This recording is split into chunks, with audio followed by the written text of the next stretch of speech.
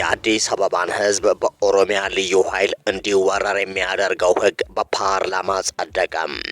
የአብን ተወካዮቹ ደሳለኝ ጫኔና አበባው ደሳለው ደግሞ ህጉ ወደፊት በርካታ ጣጣዎችን ይዞ ይመጣል ሲሉም በፓርላማ ተቃውሟቸውን አሰምተዋል።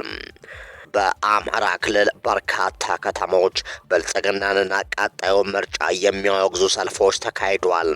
በሰልፎቹ ህዝቡ ለፋኖ ያለውን ድጋፍም በድምፁ አሰምቷል። በተመሳሳይ የፋኖ ኃይሎች ደግሞ በተለያዩ ቀጠናዎች ውጊያዎችን አድርገው ድል መቀዳጀታቸውን ተናግረዋል። በዝርዝር እንመለከተዋለን። የአሜሪካ ኤምባሲ ወደ ኢትዮጵያ እንዳትጓዙ ሲል ዜጎቹን አስጠነቀቀም። ኤምባሲው በኢትዮጵያ ሰላም የለም በሚል አስታውቋል። የብልጽግና መንግስት ከዚህ ቀደም ሰላማችንማ ከእንግሊዟ ለንደን ከተማም የበለጠ ነው ሲል መሰማቱ ይታወሳል። እናነሳዋለን። አሜሪካ የኢራን መሰረተ ልማቶች ላይ ጥቃት መፈጸሟን ተከትሎ የኢራን ውጭ ጉዳይ ሚኒስተር ጠንካራ ማስጠንቀቂያ ማስተላለፉ ተዘገበ። ጤና ይስጥልን። ከሸገር ቲዩብ የእሳቱ መረጃዎቻችን ቀጥሎ ይቀርባሉ። እንደዚህ አይነት መረጃዎች እንዲደርሷችሁ ደግሞ ሸገር ቲዩብን ሰብስክራይብ፣ ላይክ እና ሼር እያደረጋችሁ አጋርነታችሁን አሳዩን። ወደ ዝርዝር ዜናዎቹ እናልፋለን። በአማራ ክልል ገዳዮቻችንን በምርጫ ካርድ አናነግስም በሚል መሪ ቃል በበርካታ የአማራ ክልል ከተሞች የተቃውሞ ሰልፎች መደረጋቸው ተነገረ። የፋኖ ኃይሎች ደግሞ በተለያዩ ቀጠናዎች ውጊያ አድርገው ድል መቀዳጀታቸው ተሰምቷል። በአማራ ክልል ከባድና ምድር አንቀጥቅጥ የሆነ የተቃውሞ ሰልፍ ሲካሄድም በተመሳሳይ በርካታ የመንግስት ወታደሮች በፋኖ መገደላቸው ተነግሯል። ህዝቡ በሰልፍ ፋኖ በሰይፍ በክልሉ የብልጽግና ቡድንን ሲዋጉት ውለዋል። የተቃውሞ ሰልፉ የተካሄደው ፋኖ በተቆጣጠራቸው አካባቢዎች ሲሆን በዚህም ገዳዮቻችንን በምርጫ ካርድ አናነግስም በሚል መሪ ቃል አገዛዙ የስልጣን እድሜውን ለማራዘም የሚያጭበረብርበትን የምርጫ ካርድ ዋጋ ያሳጣም፣ የአስተዳደር መዋቅሩን መበተን በጉል ያሳየና የኃይል ሚዛኑን ያዛባ ሰልፍ ተካሂዷል። በተያዘም በምዕራብ አማራ ቀጠናና በሰሜን አማራ ቀጠና በተደረገ ውጊያም በርካታ ወታደሮች ሲደመሰሱም በርካቶች እጅ ከፈንጅ መማረካቸው ታውቋል። በተጋድሎው ከባድ መሳሪያ ጀምሮም በርካታ የነፍስ ወከፍ ክላሽንኮቮች መማረካቸውንም የፋኖ ኃይሎች አሳውቋል። ወታደራዊ ተሽከርካሪዎችና ካምፖችም በጥቃቱ ወድመዋል ተብሏል። በአማራ ክልል በተለያዩ ከተሞች በተካሄዱ ሰልፎች ደግሞ ብልጽግና ጦርነትና ምርጫን እኩል ሊያካሂድ ነው፣ ይህ በፍጹም አይቻልም ሲል ህዝቡ ድምፁን አሰምቷል። ምርጫችን ፋኖነት ነው የሚሉ ድምጾችም በተለያዩ የአማራ ከተሞች ተስተጋብተዋል። በተለይ ባለፉት 8 ዓመታት የኢትዮጵያ ህዝብ እንዲጨፈጨፍ ድሮን ያዋጣቸው የተባበሩት አረብ ኤሚሬትስም በአማራ ክልል ተቃውሞ በጥሩ መወገዟም ታውቋል። የተባበሩት አረብ ኤሚሬት ሆይ እጅሽን ከኢትዮጵያ አንሺም፣ ዘመናዊ ባርነት በኢትዮጵያ አይፈቀድም፣ ብልጽግና የተባበሩት አረብ ኤሚሬት ተላላኪ ነው የሚሉ ድምጾችም በክልሉ በተደረገው ተቃውሞ ታስተጋብተዋል። አገዛዙ በኃይል እንጂ በምርጫ አይወርድም የሚሉ መፈክሮችም ከህፃናት እስከ ሴቶች፣ ከሃይማኖት አባቶች እስከ ገበሬዎች ባደረጉት ተቃውሞም በሰልፉ ላይ ታይቷል። የብልጽግናው ፓርላማ የአዲስ አበባ ህዝብ በኦሮሚያ ልዩ ኃይል እንዲወረር የሚያደርገውን ህግ አጸደቀም። የአብን ተወካዮቹ ደሳለኝ ጫኔና አበባው ደሳለው ህጉ ወደፊት በርካታ ጣጣዎችን ያመጣል ሲሉም በፓርላማው ተቃውሟቸውን አሰምተዋል። የኦሮሚያ ክልል መደበኛና የአድማ ብተና ፖሊስ ሰራዊት በአዲስ አበባ ውስጥ የሚሰማሩበትን ህግ ምክር ቤቱ አጽድቋል። ሁለቱ የህዝብ እንደራሴዎች ዶክተር ደሳለኝ ጫኔና አቶ አበባው ደሳለው ተቃውመዋል። በህዝብ ተወካዮች ምክር ቤት የጸደቀው አዲሱ የወንጀል ስነ ስርዓት ህግ በምክር ቤት አባላት ዘንድ አከራካሪ ሆኖ ጸድቋል። በህግ ውስጥ የተካተተው አከራካሪው አንቀጽ 25 ንዑስ አንቀጽ 3 ሲሆን የኦሮሚያ ክልል ፍርድ ቤቶች በአዲስ አበባ ከተማ አስተዳደር ባለው የኦሮሚያ ክልል መንግስት ተቋማት ንብረቶች፣ ገንዘብና ሰነዶች ላይ የሚፈጸሙ ወንጀሎች የማየት ስልጣን አላቸው የሚለው ነው። ይህንን ለማስፈጸም ደግሞ የክልሉ መደበኛ ፖሊስና አድማ ብተና ፖሊስ በአዲስ አበባ ከተማ አስተዳደር ሊሰማራ መሆኑን ተጠቁሟል። ይህ የስነ ስርዓት ህግ በ2013 ዓ.ም ጀምሮ በተደጋጋሚ ለፓርላማው እየቀረበ ተቃውሞ ሲያስተናግድ ቆይቷል። አምስተኛው የህዝብ ተወካዮች ምክር ቤት ይህንን ህግ ለማጽደቅ ተስኖት የቆየ ሲሆን አሁን የስራ ዘመኑ ሊጠናቀቅ 3 ወራት ብቻ የቀረው ስድስተኛው የህዝብ ተወካዮች ምክር ቤት ሲያጸድቀው የአማራ ብሔራዊ ንቅናቄ ተወካይ ደሳለኝ ጫኔና አቶ አበባው ደሳለው ከረር ያለ ተቃውሞ አንስተው ተማክቷል። ይሁን እንጂ ይኸው የስነ ስርዓት ህግ በአብላጫ ድምፅ መጽደቁን የተሰሙ መረጃዎች ያሳያሉ። ብልጽግና ፓርቲ የመጨረሻው የስልጣን ጊዜው ላይ እንደሆነ በሚናገርለት በዚህ ሰዓት በተለይም ህዝቦችን ከህዝብ ሊያጋጩ የሚችሉ ነገሮችን እያጸደቀ መምጣቱ እየተነገረ ነው። በተለይም በመጨረሻው የብልጽግና የአገዛዝ ሰዓታት ላይ የአገሪቱ ጠቅላይ ሚኒስትር ጭምር ወደ ወለጋ አቅንተው ሰሜኖቹ ስልጣናችሁን ሊወስዱ ነውና እኔን አግዙኝ በሚል በኦሮሞ ህዝብ ስር ለመደበቅ መሞከራቸው አይዘነጋም። ባለፉት 8 ዓመታት ለኦሮሞ ህዝብ የተለየ ነገር የሰሩ ይመስል የኦሮሞ መንግስት ነው ጠብቁት ስልጣናችሁን በሚል እና ሽመልስ አብዲሳም በቢሾፍቱ ንግግር ማድረጋቸው አይዘነጋም። የኦሮሞ ነጻነት ጦርም ብልጽግና ፓርቲ የኦሮሞን ህዝብ ከሌላው ኢትዮጵያውያን ጋር ለማጋጨት እየሰራ ነው በሚል በቅርቡ ባወጣው መረጃ ማክሰሱም አይዘነጋም። የአሜሪካ መንግስት ዜጎቹ በምንም አይነት ሁኔታም ወደ ኢትዮጵያ እንዳይጓዙ አስጠነቀቀም። ይህ የአሜሪካ ማስጠንቀቂያ የወጣውም የብልጽግና መንግስት ሰላማችንማ ከለንደን ከተማ በራሱ የተሻለ ነው በሚልበት ወቅት ነው። የአሜሪካ መንግስት ዜጎቹ ወደ 5 የኢትዮጵያ ክልሎች ምንም አይነት ጉዞ እንዳያደርጉ አስጠንቅቋል። የጸጥታ ችግሩንም በምክንያትነት አስቀምጧል። የአሜሪካ የውጭ ጉዳይ መስሪያ ቤት ዜጎቹ በትግራይ፣ በአማራ፣ በአፋር፣ በጋምቤላና በቤንሻንጉል ጉሙዝ ክልሎች ምንም አይነት ጉዞ እንዳያደርጉ አስጠንቅቋል። በዓለም ላይ አሜሪካውያን የሚያደርጉትን ጉዞ በተመለከተ መስሪያ ቤቱ ባወጣው የማስጠንቀቂያና መረጃ ከፍተኛውንና ደረጃ 4 በሚል የሚታወቀው ምደባ ለኢትዮጵያ የሰጠ ሲሆን በዋናነት የጸጥታ ችግርን በምክንያትነት አስቀምጧል። በታጣቂዎች የሚፈጸሙ ግጭቶች፣ ወንጀልና እገታን ጨምሮ እየተባባሱ የመጡ የጸጥታ ስጋቶችን ጠቅሷል። መስሪያ ቤቱ ከተጠቀሱት ክልሎች ውጭ ያሉትን በደረጃ 3 ወይንም ጉዞን እንደገና መመርመር ማጤን በሚለው ምድብ ውስጥ ያቆየ ሲሆን ለዚህም ግርግር፣ ሽብርተኝነት፣ የፋንጅ ስጋትና በመላ ሀገሪቱ የሚታዩ የመገናኛ ዘዴዎች መቋረጥን እንደ ምክንያት ጠቅሷል።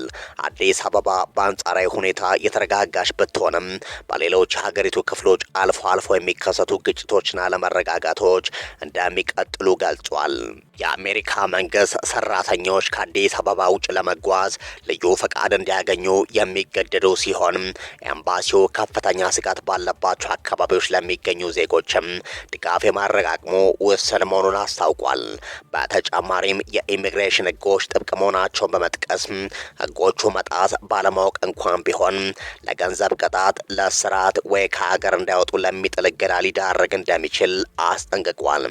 የካቲት ወር መጀመሪያ ላይ የእንግሊዝ መንግስት በተመሳሳይ የጸጥታ ሁኔታ መበላሸቱን በመጥቀስ ለዜጎቹ ወደ ትግራይ፣ አማራና ጋምቤላ ክልሎች እንዳይጓዙ እንዲሁም ወደ ተለያዩ የድንጋይ ቀጠናዎች የሚያደርጉትን ጉዞ እንዲያቆሙ የሚመክር ጥብቅ ማስጠንቀቂያ አውጥቶ ነበረ። በተመሳሳይ ህዳር ወር አጋማሽ የካናዳ መንግስት በኢትዮጵያ ያለውን የጸጥታና ጤና ስጋት በመጥቀስ የጉዞ ማስጠንቀቂያውን አሻሽሏል። የካናዳ ባለስልጣናት ዜጎቻቸውም ወደ አማራ፣ ትግራይ፣ ቤንሻንጉል ጉሙዝ ጉሙዝ፣ ጋምቤላና ሲዳማ ክልሎች እንዲሁም በተለየ ሁኔታ በኦሮሚያ ክልል ሰሜን ሸዋ፣ ምዕራብ ወለጋ፣ ምስራቅ ወለጋ፣ ቄለም ወለጋና ሆሮ ጉሩ ወለጋ አካባቢዎች እንዳይጓዙ አሳስበዋል። እንደ እንግሊዝ የውጭ ጉዳይ የጋራ ብልጽግና ልማት ቢሮ መረጃ ከሆነ በትግራይ ክልል በተለያዩ አካባቢዎች ወታደራዊ ውጥረት መኖሩን የሚጠቁሙ ሪፖርቶች መውጣታቸው ዜጎች ወደ ክልሉ እንዳይጓዙ ይመክራል ይላል። ባለፈው በመካከለኛው ትግራይ ዞን ኢንቶጫ አካባቢ በሁለት የጭነት መኪናዎች ላይ በተሰነዘረ የድሮን ጥቃት ቢያንስ አንድ ሰው ሲገደል ሌላኛው ቆስሏል። ሌላ የድሮን ጥቃት ደግሞ ቅዳሜ አካባቢ በመካከለኛው ትግራይ ገንዳብት አካባቢ መከሰቱ ተዘግቧል። ሁለቱም ጥቃቶች የፍጆታ እቃዎችን የጫኑ ተሽከርካሪዎችን ኢላማ ያደረጉ ሲሆን ወደ ክልሉ የሚደረጉ በረራዎች እስከ ሐሙስ እንደተቋረጡ ናቸው ማለቱ ይታወቃል። ካናዳም ከዚህ ቀደም ባወጣችው መመሪያ በኢትዮጵያ የተለያዩ ክፍሎች የሚታየው ህዝባዊ አመጽ፣ የታጠቀ ግጭትና እየጨመረ የመጣው የኃይል ወንጀል ለዜጎቿ ስጋት መሆኑን ገልጻ ነበረ።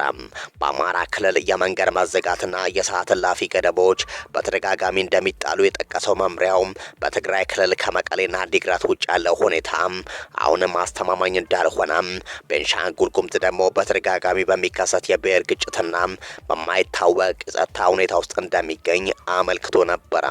እነዚህን ሁሉ መግለጫዎች የዓለም ሀያላን ሀገራት ባስተላለፉበት ሁኔታ ነው እንግዲህ የብልጽግናው መንግስት ሰላማችንማ ከለንደን የተሻለ ነው በሚል በልሳናቱ በኩል በተደጋጋሚ የሚለፍፈው። እንደሚታወቀው የተኛውም የብልጽግና ባለስልጣን በመኪና ወደ አማራ ክልል ወደ ትግራይ ክልል መጓዝ እንደማይችል ይታወቃል። ጠቅላይ ሚኒስትሩ እንኳን መቀሌን ከረገጡ 7 ዓመታት ተቆጥሯል። አዲስ አበባ 4 ኪሎ ተቀምጠው የኢትዮጵያ ጠቅላይ ሚኒስትር ነኝ ይበሉ እንጂ ወደ መቀሌ እንኳን መጓዝ አይችሉም። አሁን ደግሞ የጸጥታው ሁኔታ ወደ አዲስ አበባ ጭምር እየተቃረበ ይመስላል። የኦሮሞ ነጻነት ጦርና የፋኖ ኃይሎች ወደ አዲስ አበባ እየተጠጉም አዲስ አበባን እየከበቧት እንዳለ እየተሰማ ይገኛል። እንደዚሁም በአዲስ አበባ የተስፋፋውን የኑሮ ውድነትና የመንግስት ሰራተኛው በቀን አንድ ዳቦ ማግኘት ተስኖት መቀጠሉም በቀጣይ ከፍተኛ የሆነ የማይበርድ ህዝባዊ አመጽ ሊቀሰቀስ ይችላል የሚል ስጋትን በከባዱ አጭሯል። በዚህ ሁኔታ ላይ ያለው ብልጽግና ደግሞ 7ኛውን ሀገራዊ ምርጫም አካሂዳለሁ በሚል መናገሩ ይታወቃል። በርካታ መረጃዎች እንደሚያሳዩት እና አሜሪካ እንደዚህ ያሉ ማስጠንቀቂያዎችን የሚያወጡት መንግስት ሊወድቅ ሲቃረብ መሆኑን የታሪክ ሰነዶች ያሳያሉ። ስለዚህ የብልጽግናው አገዛዝ በህዝባዊ አመጽ ወይንም በምዕራባውያን ጫና ከስልጣን መወገዱ እንደማይቀር እየተዘገበ ይገኛል። የኢትዮጵያ ብሔራዊ ምርጫ ቦርድ ብልጽግና አስገድዶ የምርጫ ካርድ እየሰጠ ነውና ምርጫውን ልሰርዝ እችላለሁ ሲል አስጠነቀቀ።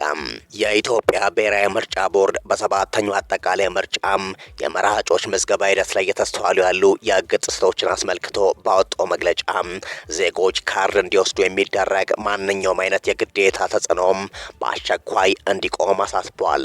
ቦርዱ እንደሚለው ቤት ለቤት በመዘዋወር ካርድ ውሰዱ ከሚል ህግን ከሚተላለፍ ተግባር ጀምሮ መመዝገምን ከማህበራዊ አገልግሎቶች ማግኘትና ከደሞዝ መቁረጥ ጋር በማያያዝ በዜጎች ላይ ያልተገባ ተጽዕኖ እየተፈጸመ መሆኑን የሚጠቁሙ ሪፖርቶች ደርሰውታል።